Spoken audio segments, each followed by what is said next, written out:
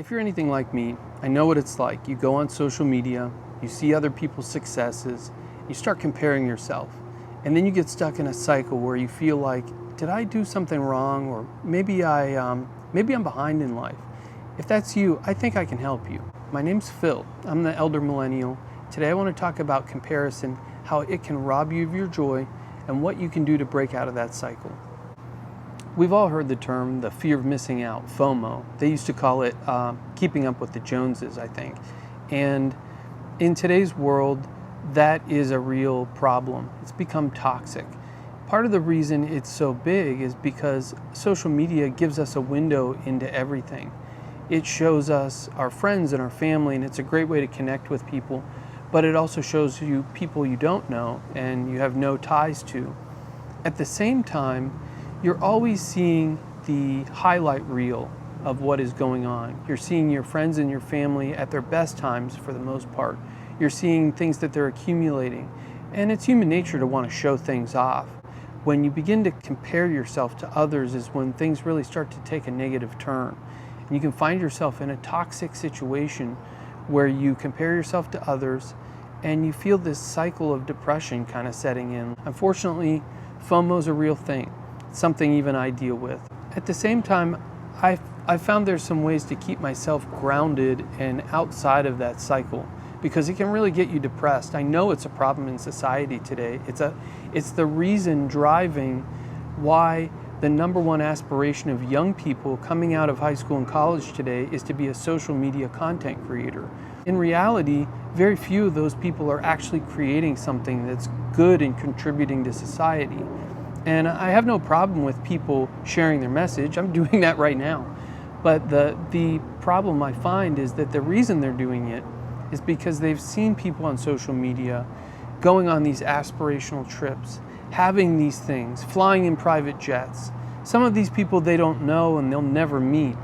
Make sure you keep yourself grounded in some ideas that keep you on track for your own goals.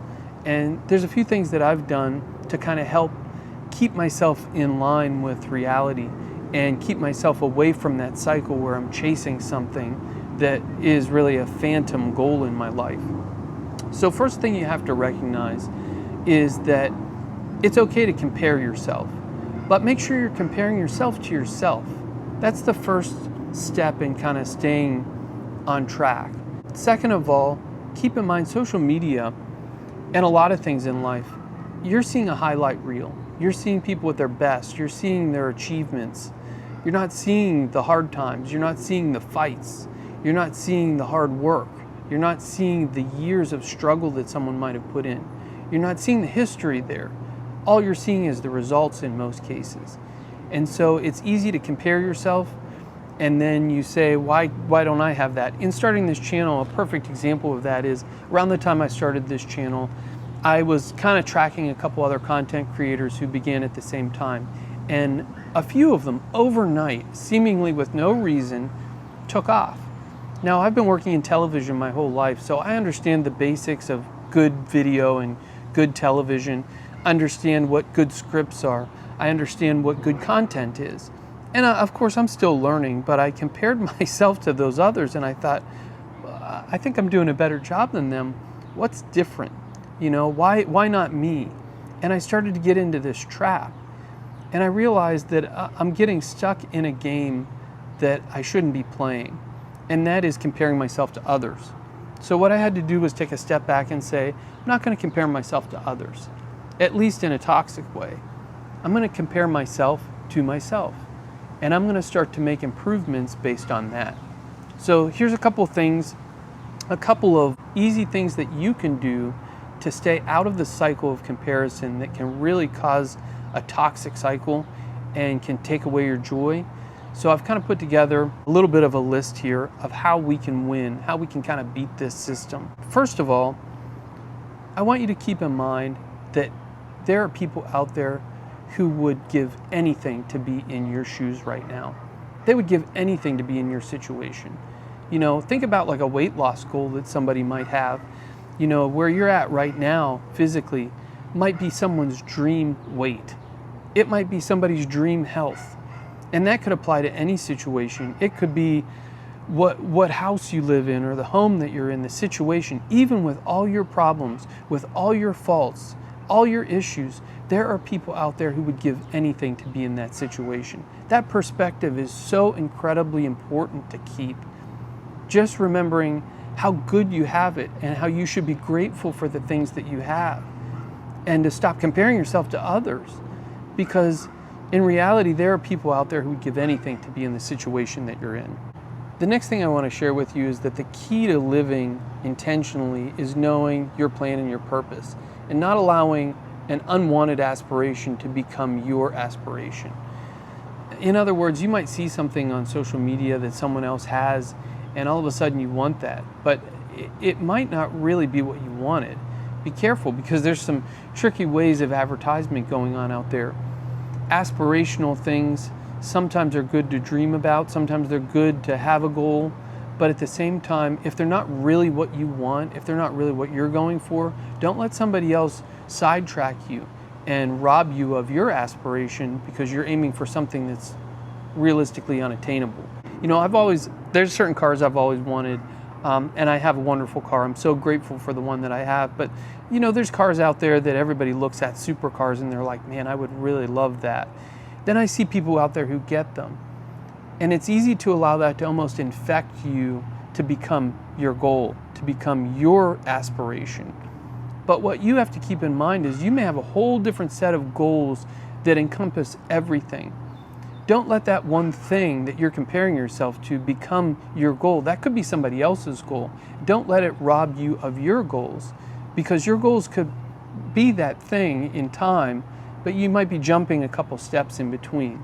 I think the key is just don't let someone else's dreams become your dreams unless they're really your dreams, unless they're really your aspirations and goals. Another popular concept that's been made popular a little more recently is the idea of loud budgeting.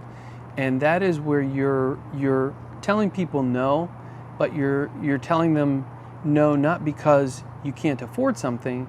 It's basically saying, no, I don't want to do something.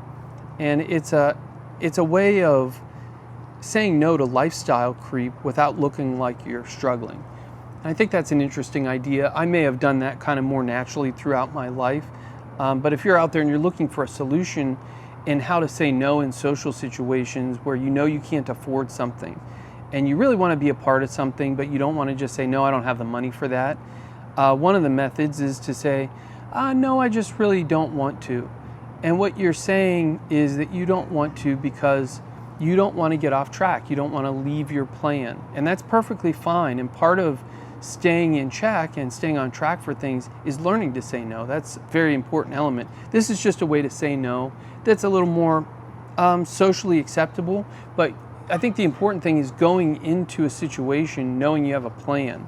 There's a lot of things that happen in life that you're not prepared for. Getting caught off guard by somebody saying like, hey, why don't we all go out for dinner? It's easy to just feel that social pressure sneak in. But if you have a plan going into it that you're already going to say no because you don't want to, that's loud budgeting. That's the idea that you're planning ahead for those things. You're preparing for that. And hopefully you don't always have to say no. I hope if you want to do something and you can afford it, that you do it and you enjoy your life. But at the same time, if you know it's taking you off track and you're only doing it because of social pressure or the fear of missing out, or because you're comparing yourself to friends and family who could afford it, or social media where you see people doing that thing, it's okay to say no. Use that method as a way to say no, the loud budgeting method, and make that a tool. Next, one of the things that I do to help keep me on track and not get totally consumed by comparison, which is one of the struggles that I have, is I start to focus on the quality and consistency of my work, also the quantity of my work, but I really focus on the quality and consistency. That really brings me to my next point, which is the other day I was watching an interview with the CEO of Apple, Tim Cook, who is preparing to retire, and he was talking about some of the prototypes that Apple had, and they started discussing what has made Apple better over time. I think the company's 50 years old or older, and as one of the biggest companies in the world, when that CEO says that he has one of their secret ingredients for success, I listen. And one of those secrets is the 1% rule. That's the rule where they incrementally improve with every new version, every new device they come out with. They make little improvements along the way each and every time. And that rule really hit home for me, and I've heard it a little bit more and more lately as I've developed this channel. One of the fundamental rules of creating a YouTube channel is incremental improvements, 1% at a time. And it really removes that comparison trap, because instead of looking at other people and seeing that they went from what seems like point A to Z in one step, you can focus on yourself going from A to B to C, and that you can make little improvements at every step along the way, and it can really change in a big way over time. And it really takes the pressure off you to feel like you have to be some sort of superstar, because if you go out there and you compare yourself to others, it's easy to just see the results. You don't see the in-between, you don't see the hard work.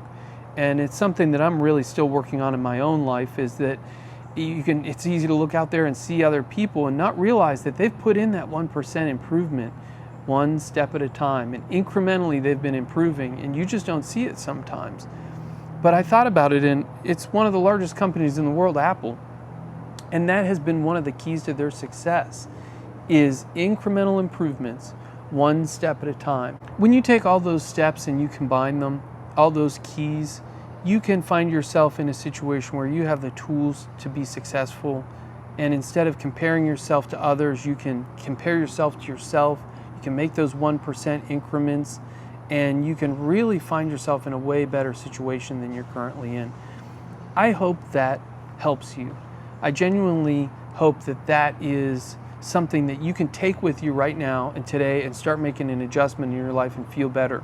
Because I believe there is kind of a crisis out there, and it's this crisis of almost depression or joy that's being stolen out of people's lives, because they're in the messy middle right now. They're in the trenches and they're working hard, and they have problems just like all of us. But they go on social media or they start comparing themselves to others, and it's easy to lose track of how good you really have it. But at the same time, sometimes all you focus on is your own problems, and you don't realize that what you have is the work that needs to be done that will build the muscle that will create the next version of you that's 10 times stronger, 10 times more successful, and 10 times better. If you focus on yourself and not others, you'll find a situation where probably somebody's going to be looking at you in the future and saying, I wish I was in your shoes. In fact, they probably already are right now. This is something that I'm still dealing with. This is a struggle that I have every day. Every time I see something that somebody else has accomplished, I start to think to myself, why not me? But I think that's human nature, and that's okay. Recognize it. Recognize the tools you have, and I believe you can make improvements, and you can turn that into one of your greatest strengths, where eventually when you see that, that just fuels you to do better in a way that propels you forward and doesn't hold you back, make you feel depressed and angry or resentful about your past, but you can focus on the future. Like I said, I hope that helps.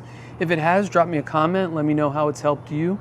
And I would really appreciate if you subscribed. It really helps the channel, but it also tells you when new content comes out that can help you. So if you like what you heard today, please subscribe for more. I appreciate it.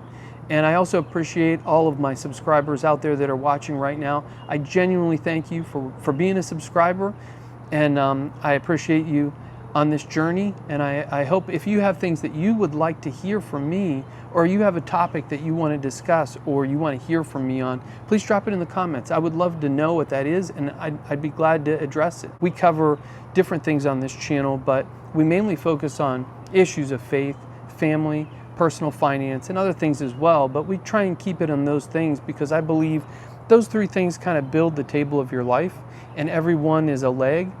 And without one of those legs, the table's unstable. So you got to have strong faith. You need a great family or personal life. And you also need strong personal finances to keep that table strong.